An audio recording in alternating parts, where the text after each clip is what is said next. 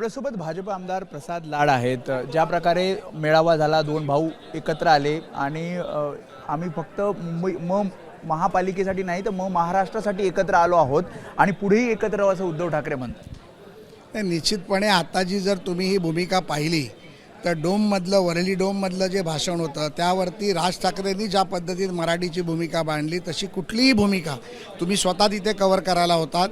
उद्धव ठाकरेंच्या भाषणामध्ये एकही मराठी भाषेबद्दल, मराठी अस्मितेबद्दल, मराठी विजयाबद्दल एकही शब्द नव्हता।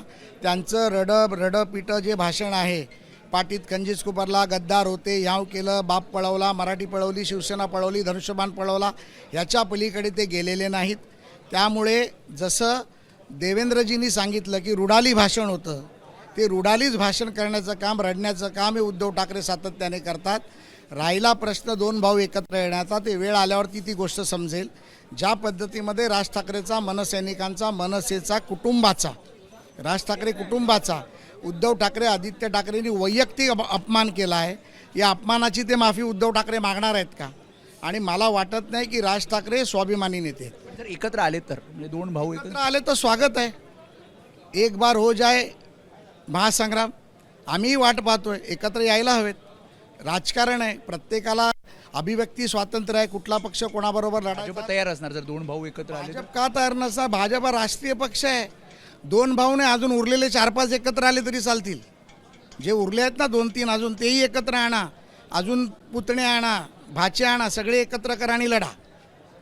आमची मागणी आहे की तुम्ही एकत्र लढा, एकदा कळून जाऊन दे की आम्हाला काय करायचं आहे ते। पण ज्या प्रकारे आता हिंदी भाषेत बोलू नका, मराठी भाषेत बोला, अशा प्रकारचा आग्रह मनसेकडनं केला जातो, त्यावर भाजपचं मत? मराठी भाषा ही आमची सन्मानाची मातृभाषा आहे। मराठी भाषेचा आदर आम्ही सातत्याने करतो, करत राहणार, मराठीसाठी लढत राहणार, याबद्दल कुठलंही दुमत नाही आहे। त्यामुळे मराठी आमची आई आहे, हिंदी आमची मावशी आहे। मराठी मुंबईमध्ये जर तुम्ही येताय, व्यापार करताय, महाराष्ट्रात व्यापार करताय, तर तुम्हाला मराठी आलं पाहिजे।